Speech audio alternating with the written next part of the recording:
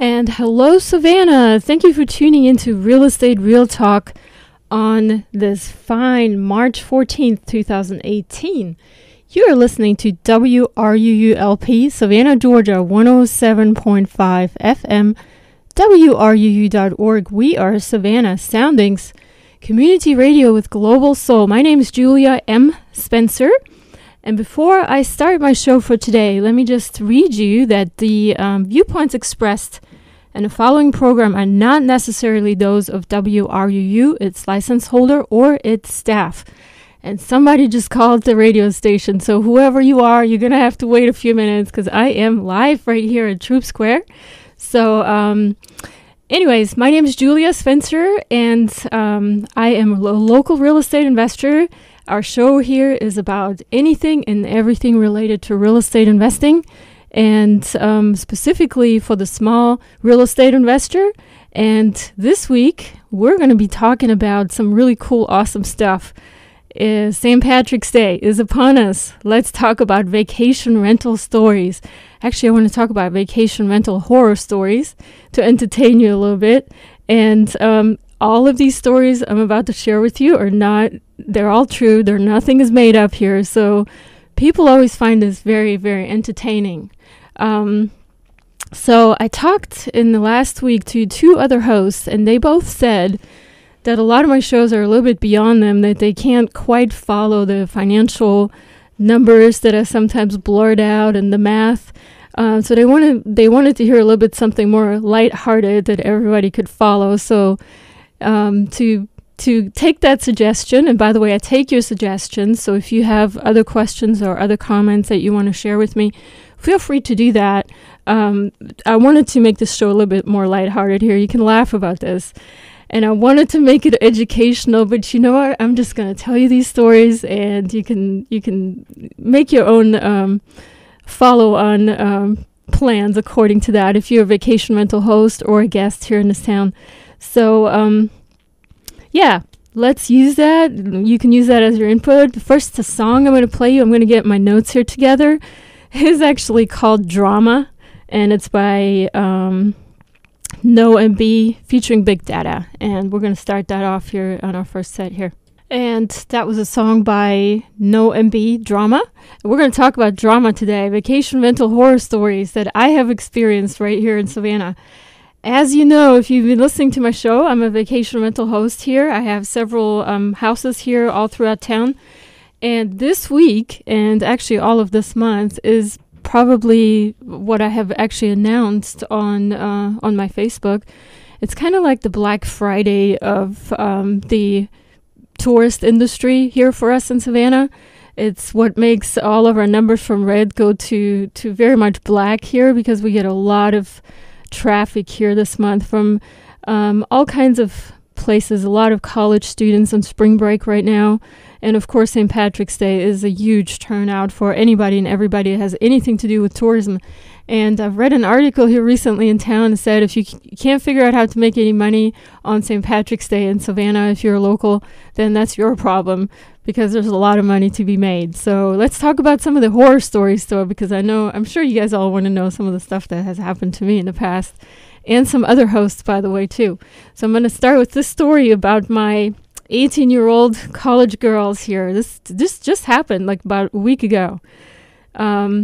These girls booked one of my rooms. There was two of them, supposedly, in the reservation. And first thing they asked me is there a minimum age that they can book my room? And I always have the same answer. We have, here in the United States, we have a Fair Housing Act of 1968. It prohibits discrimination concerning the sale, rental, and financing of housing based on race, religion, national origin, and sex.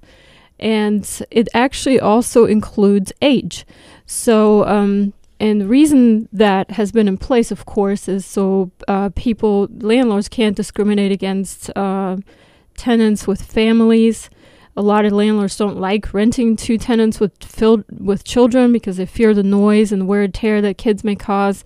So the Federal Housing Act prohibits discriminating on that basis, and the landlord may not legally turn away or evict a tenant because he or she has children, or because an applicant or tenant is pregnant. Now, I take that particular Fair Housing Act as to include anybody, not just people with children, but also people of certain age. So what I always tell all my guests is if you're 18, which is legal age, and you booked my place and you paid for it through the channel that you're supposed to pay through. Now, I use Airbnb being the biggest one here in the country right now, is like the forerunner. But there's lots of other portals out there online that people use to rent their vacation rentals through. Airbnb is one of the ones that I use. I use several others as well. But if they're 18 years of age and they have to verify that and show IDs and have a background check done and everything through that portal, and they're qualified and they can make a reservation, then that's fine with me. I don't care how old they are. And if there's at least one person that's 18, they can bring 5 15-year-olds for all I care, as long as, of course, the room's occupancy allows it. Now, this particular room was for 2 people occupancy. These girls booked the room for 3 nights, I believe, and one of them said she was 19, which was fine with me, and I had no issue with that. Now, let's get to the horror story here. It's not really a horror story, but this is the stuff that happens. The girls came, and there was 3 of them. First off, I didn't realize that because I'm not always there to check people in, check people out. So sometimes it's unfortunately likely that people kind of sneak in extra people, and I'm not aware of it. And I kind of need to know this. This is not just this is not just me trying to collect more money. Of course, I do charge more for extra people beyond the regular occupancy, but it's also for insurance reasons, so I kind of have an idea how many people are at my house at all times. It's also good to know that for safety, because if there's a fire or something happens, I can tell the fire department, okay, there's 3 people in that room, you pulled 2 out, there's 1 more left, it's just basic things, you got to tell your host how many people are coming. In any case, they brought an extra person. No big deal. We can adjust the reservation to add the extra person. But they never even told me. I mean, they actually walked in while I was there with 3 people, and I'm counting. 1, 2, 3. It was more than 2. I'm like, okay, were you going to talk to me about this? Or you just kind of like forgot it?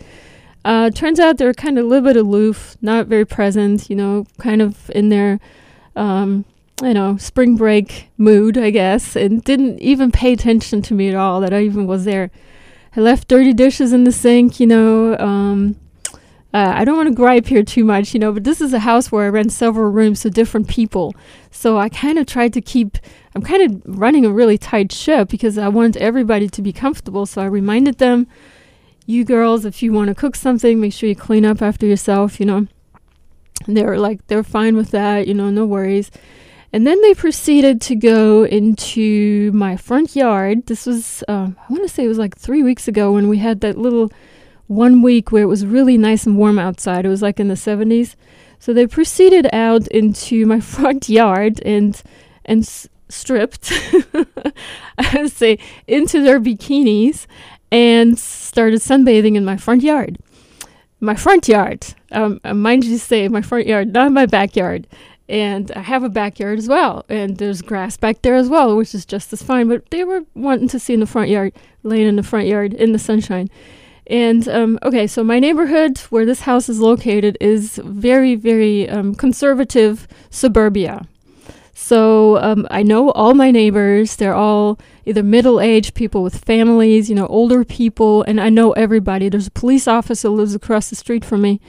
And these girls are sunbathing in their bikinis in my front yard. 19-year-old girls. There's nothing illegal with that, dear listeners here in Savannah. I just thought it was really funny.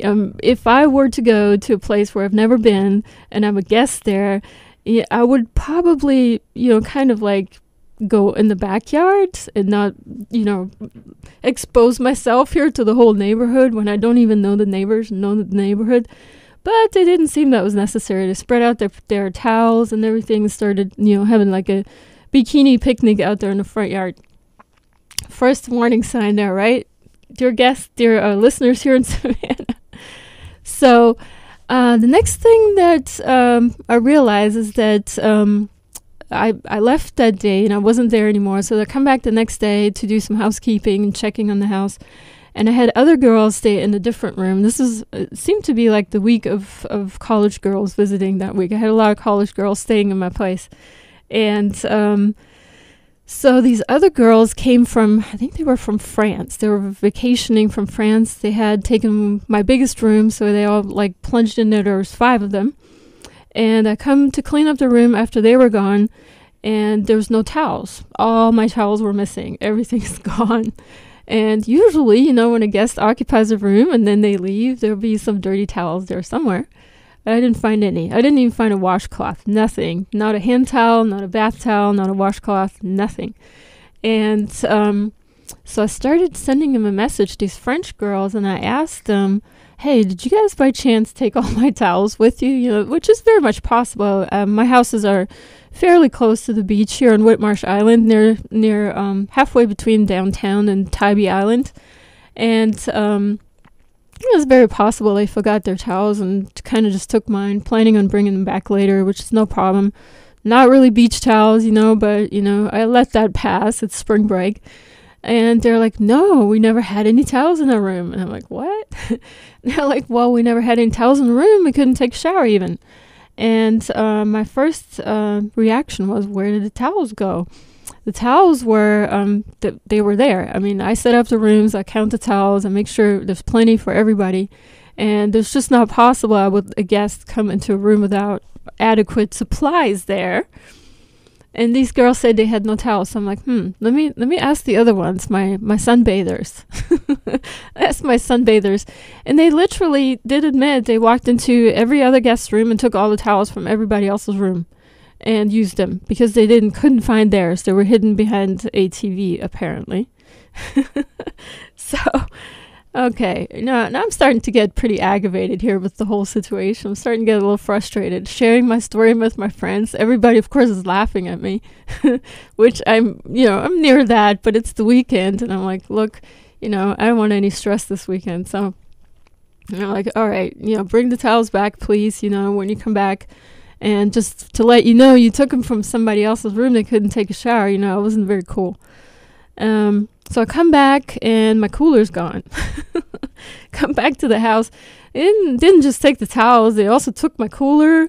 They left more dirty dishes in the sink there. And now, I'm at the point, it's like, all right, girls, I have already said my opinion here on everything. I'm not really happy, even though you're in a stranger's house here as a host, using a rental here at Airbnb, you could at least, try to pull yourself together, behave a little bit. But, you're in spring break, have a good time, Just giving you a heads up here for the next host. I'm actually pretty chill. I let a lot of things pass that probably a lot of other hosts don't let pass, but wanted to let you know that. And they're like, okay, sorry, blah, blah, blah. And, all right. And so the last thing that I said, okay, but you do have a third person. I will have to charge you for that. I think it was like an extra $10 a night or $20 a night or something.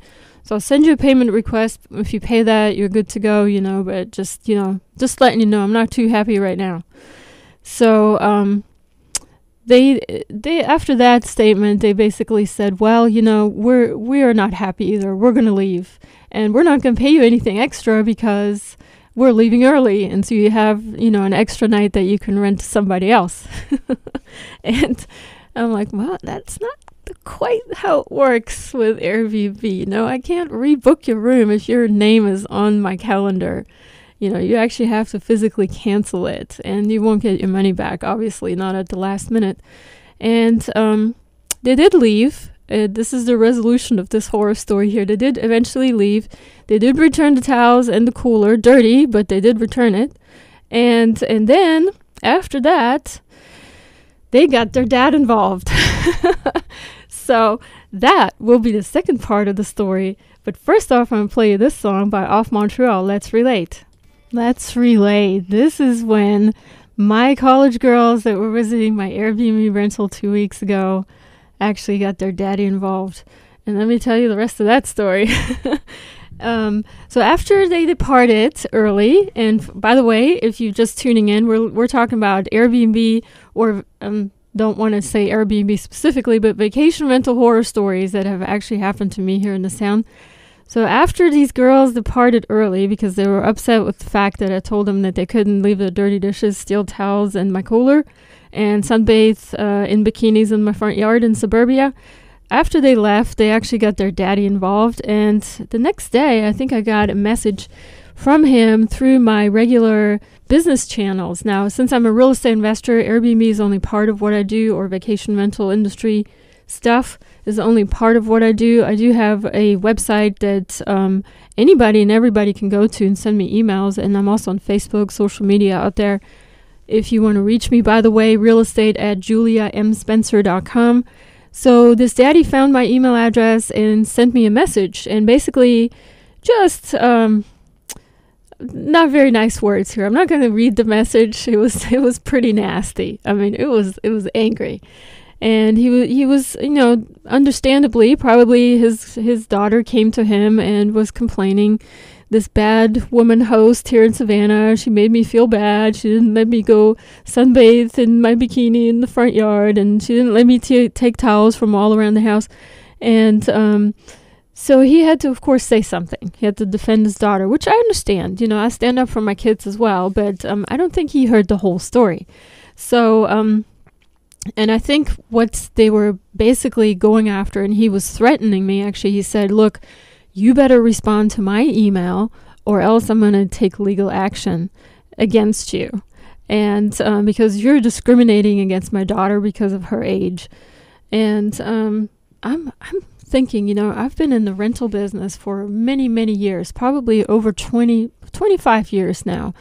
Not just vacation rental business, but I've been a landlord for actually that long. So I've seen my share of tenants coming and going over the years, and I do know the laws and the laws that I have to abide by, and I have to very, very well know this Fair Housing Act.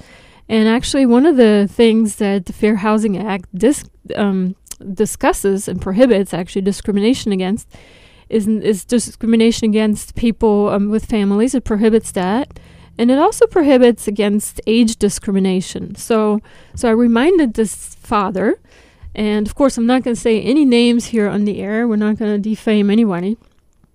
But the Fair Housing Act also expressly bans discrimination based on age.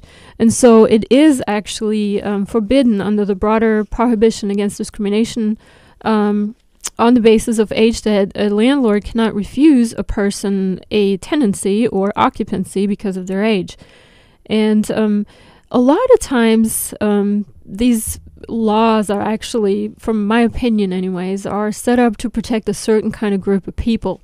So when we're talking about age discrimination, we're talking that this specific thing was actually set up to more the fact that landlords cannot refuse to rent to an older person or impose special terms and conditions on the tenancy unless the same standards are applied to everyone else. So if you have an excellent references and credit history, and the landlord has no legal basis for refusing you, even if you're 85 years old, and even if you rely on some degree of regular assistance or anything else like that. Now, landlords can and do actually refuse a person like that in light of somebody else, maybe with equal or better references or more financial stability, because you can discriminate according to the income level of somebody, but you cannot discriminate against age. So I made this father of this girl aware of this Housing Discrimination Act, and that I follow it, that I have no problem whatsoever anybody renting my places that's over 18 years of age or 18 years of age or older.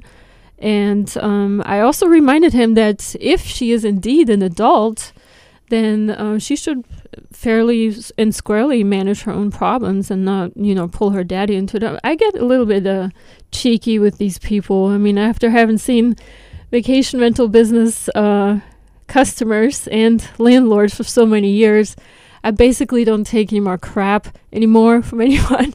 And I do it in a nice way, of course, but you do, I'm not a charity, and I do try to, of course, make my business profitable, or else I couldn't continue it. So The dad got involved. He sent me this message, threatened legal action. And there's a lot of problems involved with this. First of all, the reason a lot of guests and a lot of hosts go through these portals, and we do pay money to them, actually, I believe my income is reduced by 3% to the portal. This is the money that they make off of me to refer people to my listings. And they do take up to 17% from the guests. So they make 20% on every single reservation, which is a lot of money, actually, if you count that for how many hosts and listings and cities they have. I mean, this is a multi-billion-dollar business, vacation rental industry.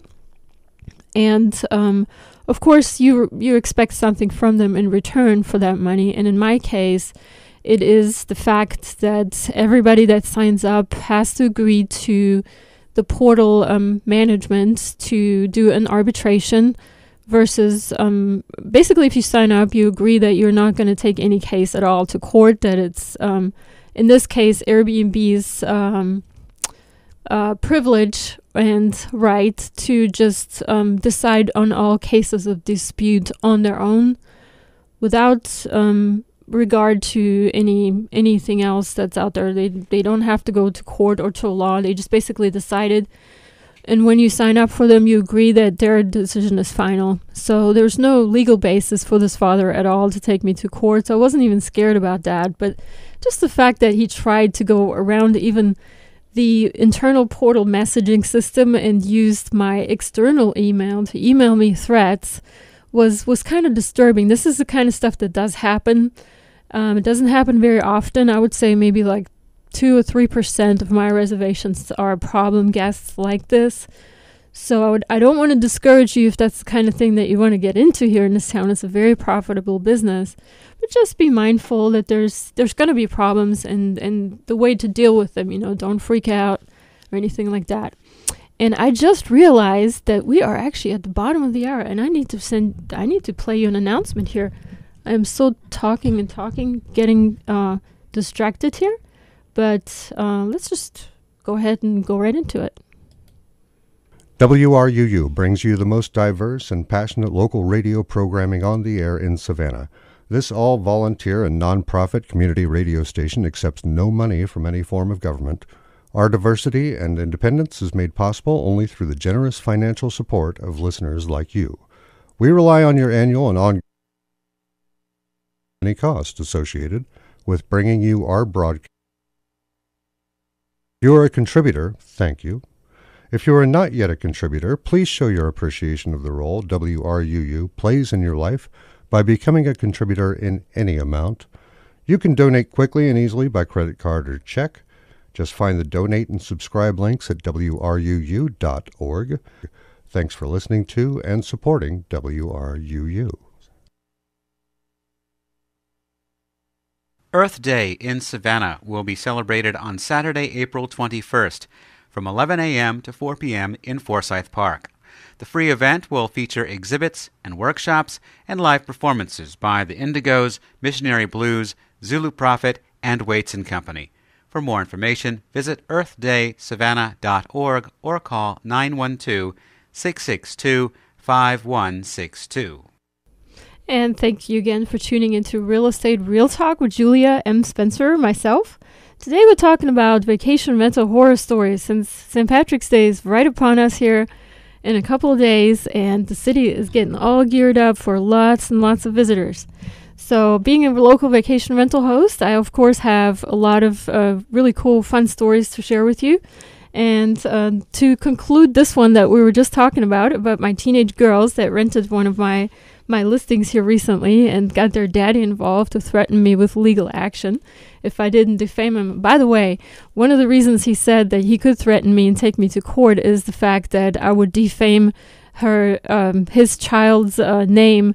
But again, part of what Airbnb is all about is to leave reviews for each other. This is the host can review the guest can review the host. We agreed to that. This is what this whole system is based on. And of course, I left a review for her. It was professionally done. It was not in a rude way or anything, but it basically gave a good, honest review of her stay with me. And she did the same to me. So I think between us girls, we handle it much more professionally than the dad did once he got involved.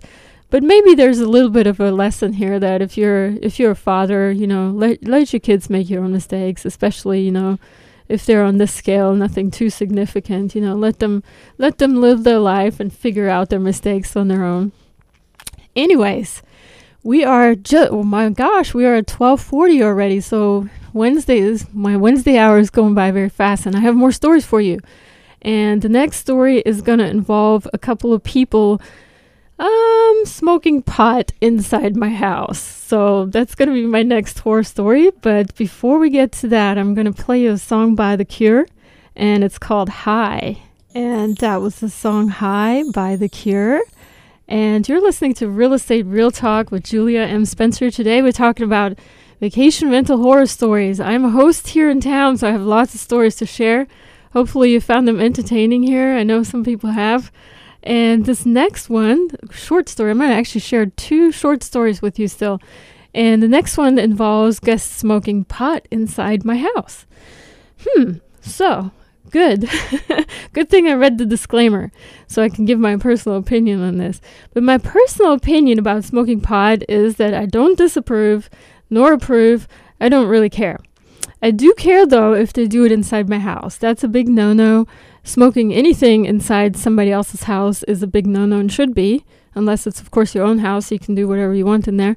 But if you're going to a vacation rental or an Airbnb rental, just don't smoke inside the house. I mean, that's just a good guideline here. Now, if any of you listeners out there have ever smelled what it smells like when somebody smokes pot, I'm assuming everybody has at some point, but maybe you haven't. So I'm going to talk about that a little bit. It's a very distinctive smell that really does not exist anywhere else. And I might be wrong. I'm not very experienced in that, but it's like smelling a dead cat in your front yard. There's just nothing else that smells like it unless it's the real thing. So, not saying dead cat smells the same as someone smoking pot, but it's nevertheless a very distinctive smell, the memory of which you can't ever unsmell. And yes, there is a dead cat story here I will share shortly. That will be my last story. Anyways, I had some people that stayed at my house in the master bedroom one time. And I do rent out individual rooms in this house. It's a very big house, 5 bedrooms. And they smoked pot inside my master bedroom. Now, they were very kind, and they opened the windows in the middle of the winter. It was extremely cold. And at the time, I had a lady that was working for me, or with me, and she was helping me with the housekeeping. And, of course, I said, hey, let's go upstairs and tell me what you're smelling, because I wanted to verify. I don't want to falsely accuse anybody. I need proof. And she said, yeah, there's nothing else that smells like that. These people were definitely smoking something in your room there. So, unfortunately, in this case, what happened is send them a message that said, please don't come back. I pretty much just kicked them out of my house. It's a violation of house rules. House rules are something you agree to when you stay in somebody else's place as a space sharing arrangement as a guest. And they weren't even fighting it. I think one thing they said is, they had they were out in the woods and burned some leaves and their clothes were smelling. Some weird excuse. I mean, I can't even. It would be even ridiculous to even repeat that excuse here on the air. But people come up with the most ridiculous things. And then there were the 2 gay guys. And again, please, people out there in Savannah, I don't discriminate against anybody. I'm just using that as a descriptive term so you can get a visual picture of what I'm dealing with. So these guys came in, super nice guys, had a nice chat with them. And my cat, I have a cat, sometimes is at my big house. And he goes around there and roams around. Sometimes he stays with me, sometimes he stays there. Well, on that day, my cat was at that house. And he ended up sneaking into their room. And I said, hey, please give me my cat, so you don't have to stay in the room with my cat. And they're like, okay, no worries. We love cats. We want to keep him. I'm like, okay, we'll keep him, but I'm going to come back later and get him because, I don't want my cat here with all the guests. Some guests are allergic. Take my cat back home with me, but you can have him for now since he's sleeping on your bed anyways. And I'll be back later. So everything's fine and nice. I left, and then about 9 p.m. or 10 p.m. I came back to that house to retrieve the cat with my son. Couldn't find the cat anywhere. So I'm assuming the cat's still in their room. So I knocked on their door and basically just kindly whispered, "May I please have my cat?" And no answer. So I go to the other door of the same room. It's like a pass-through room. It has two doors, actually, an outside and an inside door. And knocked on the door again. I said, "Hey, I need to get my cat." There's no way for me to actually walk into the house and to their room knocking on that door because there's a little hallway. So I was knocking on the hallway door. And finally, I'm like, I'm just going to open the door and just crack it. Hopefully the cat will come running out because there's going to be an accident if they leave that cat in the room all night long, and then I'll have to come clean the mess. So my cat shouldn't have been there. That's my fault. I did come to retrieve him, though. So the guy comes to the door, one of the two guys, and I just get hit with this smoke, just a smoke cloud of pot fumes. I mean, all the windows are open, and I'm like, oh my God, and the guy, of course, you look at somebody, he was way high up there. I mean, he was stoned. He was definitely way up there. I'm like, look, I'm just coming to get my cat, but please, if you're going to smoke outside. I have a nice back porch, and there's chairs and seats out there. You can do outside whatever you want. Just don't do it in the house, please. And of course he denied it. He's like, "We weren't smoking pot." I'm like, I know what it smells like. Come on.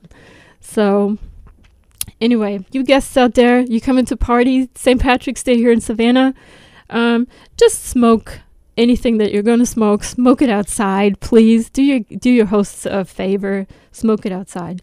In this case, I did get my cat, and then I got a nasty note from them the next day because they actually checked out that same day. And I actually brought that note with me so I can actually read it to you and tell you what it said. It said, "Thanks for intruding the first night and accusing me of smoking. Was a nice, aggravating way to end a stressful day. I won't bother leaving a review." Well, I didn't bother leaving a review either. They were, after that, they seemed fairly nice, but they were basically aggravated that I caught him, and I do understand that. You catch somebody on something they're not supposed to be doing, they're going to be defensive. I learned that from Lincoln, not to ever offend anybody and kind of keep it down. Customer service is definitely a very hard skill to learn. You think it's easy? It's not. And these two guys have proven that point here to me. And let me tell you my very last story here in a minute. And as I promised, it's involved with a dead cat. Not my cat, somebody else's cat. But nevertheless, a dead cat. And before I tell you that story, I'm going to play you a song, and it's called Animal by the Susan. Animal by the Susan. Let's talk about my crazy animal here. Actually, my dead animal. I have a vacation rental also here in town, in the city of Savannah, within city limits. It is a 30-day and over rental, so I don't have to deal with any of the problems that Airbnb hosts are associated with here in the city, getting licenses from the city. 30 days and over is considered a long-term rental. And I had somebody leave last week, and somebody else was coming the same day, which usually doesn't happen. I have a little bit of a break in between. By the way, if you're just tuning in, you're listening to my vacation rental horror stories here, my last one here about my dead cat here, and starting to get that place ready for the next guest. I have about 2 hours before I have to get my kids from school, and I'm kind of in a rush. And there's these two bulldogs in my neighbor's yard, just longingly looking at my house from their fence. And I'm trying to figure out, why are they so nice? And they're just standing there and looking and salivating. And I'm like, what is going on? And I'm like, something smells. Again, one of these smells that you can never unsmell is a decaying body. There is fairly and squarely in my backyard, right in the middle, a dead cat. Cat was run over by something. I don't know. Maybe he was killed by a raccoon. He was half... I don't know. He was already half gone. I don't know why my guest that just left didn't tell me about this. But I personally don't know how to remove a dead cat. I really don't know how to do that. I didn't have the equipment. I didn't have any gloves, any bags. Well, I had some bags, but no gloves. And And I actually made a YouTube video not about the cat, but about my own personal reaction when I saw this. And I gladly had a beer in the fridge of that house, which I then proceeded to consume during the day. It was daytime drinking just to get a little bit of courage to remove this cat. But here's something I want to say about the city of Savannah. This is why it's such a cool place to be and to live in and to be a resident here. I called the sanitation department that day. Actually, I called them immediately. I was transferred a couple of times, and when I actually did get a hold of the sanitation department, I told them my story, and I said, look, I need this cat gone, like ASAP. The first people that I talked to said, okay, we'll get to it in the next couple of days. We'll put a work order in. And I'm like, okay, what was that? And basically, I'm like, I can't have this cat laying here all weekend long stinking as it is. I mean, so I feel sorry for the cat. I have a cat, I don't know whose cat it is. Didn't see a collar, but it can't be laying in my vacation rental right there in the front yard, or backyard in this case, which was right by the parking.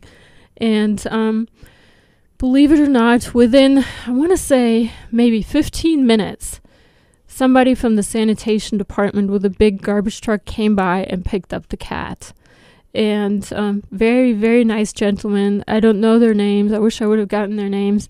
But they came with a big pitchfork or fork type thing, picked it up, threw it in their truck, and drove off. And that was probably one of the more happier days of my life here in the last couple of weeks. I was so glad that cat was gone. The smell wasn't quite gone yet at that time. It takes a little bit, spray down that area a little bit or something. But Savannah is really cool. I mean, Savannah actually did, in this case, the city came through and did help me immediately. I was very, very happy for that. So that's another one of those things that can happen if you're a vacation rental host here in this town.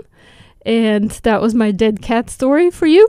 Hopefully you found my show entertaining today. It's a little bit different kind of vibe as it usually is. My name is Julia M. Spencer. You can reach me by emailing me at realestate@juliamspencer.com. I'm a real estate investor. We talk here about real estate investing. And I also will be hosting another show on March 16th from 4 to 5 p.m. where I'll be doing a lot less talking, a lot more music there. If you heard the music in the show, tune in again. It will be different. I believe the next show on the station will be the Jazz Brunch, hosted by Dave Lake. Send me comments, suggestions, questions if you want me to make another show about another topic.